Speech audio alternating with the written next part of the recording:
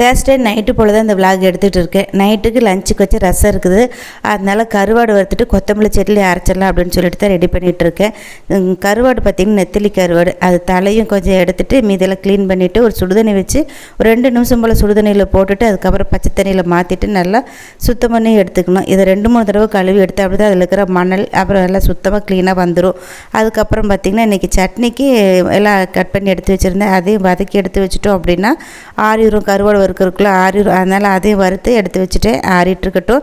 அதுக்குள்ளே கடாயில் எண்ணெய் ஊற்றிட்டு அது கடுகு போட்டு வெங்காயம், கருவேப்பிலை, 1 ஸ்பூன் மல்லித்தூள், 1/2 ஸ்பூன் மிளகாத்தூள், 1/4 ஸ்பூன் கரம் மசாலா, ஒரு வரமிளகா, கொஞ்சம் மஞ்சத்தூள், தக்காளி எல்லாம் போட்டு நல்லா வதக்கி எடுத்துகிட்டு கழுவி வச்சு கருவாடையும் சேர்த்துட்டு தேவையான அளவு உப்பும் போட்டுட்டு நல்லா கிளறி விட்டுக்கோங்க. அதுக்கப்புறம் கொஞ்சமாக தண்ணி தெளித்து ஒரு மூடி போட்டு மூடி வச்சு ஒரு 5 நிமிஷம் குக் பண்ணி எடுத்தோம் அப்படின்னா கருவாடு தொக்கு ரெடி ஆயிரும்.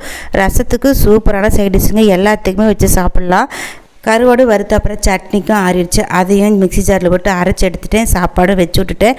எல்லா வேலையும் முடிஞ்சதுனால கையோட பாத்திரமும் கழுவி வச்சுட்டோம்னா கிச்சனை க்ளீன் பண்ணிடலாம் அப்படின்னு சொல்லிட்டு பாத்திரமும் கழுவி எடுத்தாச்சு.